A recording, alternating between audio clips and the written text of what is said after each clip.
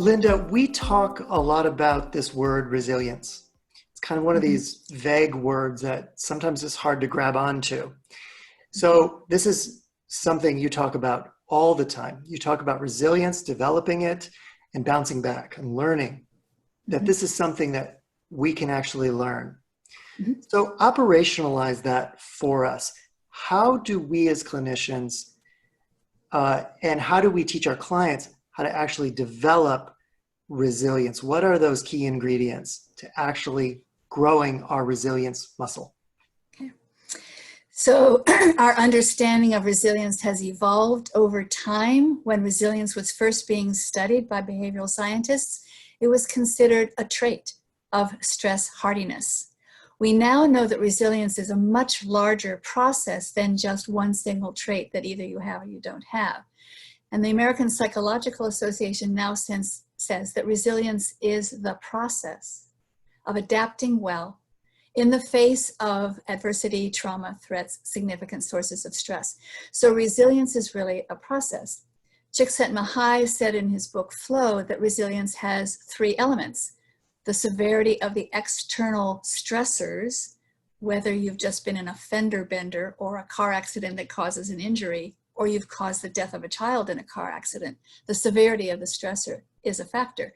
External resources are a factor, and especially right now, as we're dealing with this pandemic, do people have resources in their family and friends where they can get support in times of trouble and difficulty? Is there financial security? Is there health or access to good healthcare and a healthcare system? So the external resources are certainly contributing.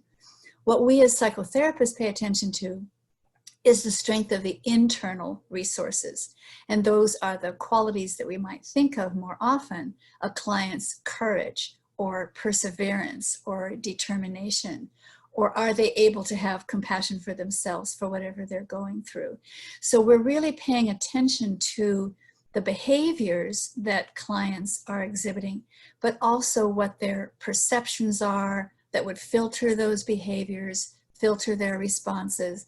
And so now I teach a lot of tools, a lot of practices, a lot of exercises to help clients strengthen their response flexibility. That's the key function in our brain of resilience, and it's a function of the prefrontal cortex, the CEO of resilience. So that higher brain does many, many things, all related to resilience. It manages the behaviors and responses of our body brain, our nervous system. It quells the fear response of the amygdala, very important. It manages all of our emotions, positive and negative. It's what allows us to attune to ourselves and other people, to know what's going on, to have empathy for ourselves and other people, to make sense of what's going on.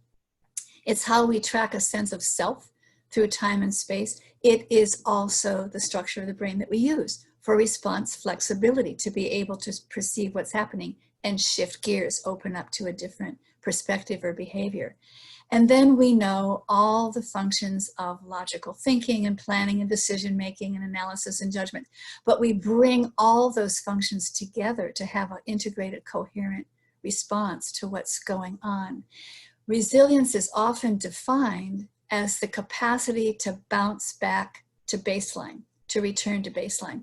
And in fact, how quickly and how reliably our clients can return to their baseline in their nervous system, in their emotional state, is an objective measure of resilience. So that rapidity and reliability of coming back to baseline, bouncing back, is a measure of resilience. But these days, we're also looking at resilience as bouncing forward.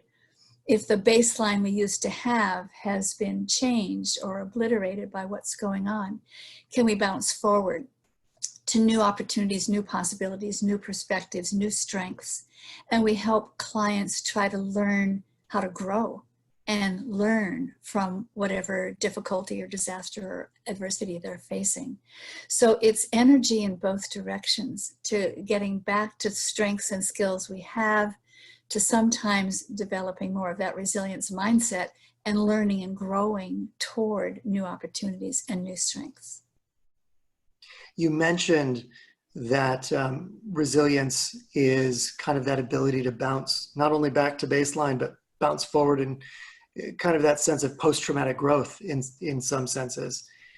What do you think is the key ingredient in growing that muscle? If I want to grow my bicep, I would do bicep curls.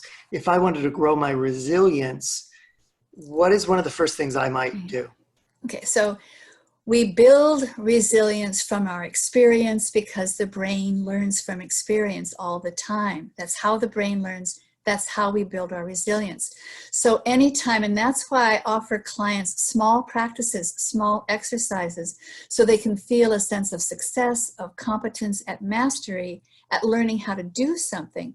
They put their hand on their heart center and breathe gently and deeply into their heart center, and they learn that they can calm down their nervous system. They change their body posture so that they're standing more tall and erect, and they learn that they can feel a sense of strength and courage in their body. They learn to call on other people in their imagination as a circle of support and feel the difference it makes when they have to walk into a difficult situation.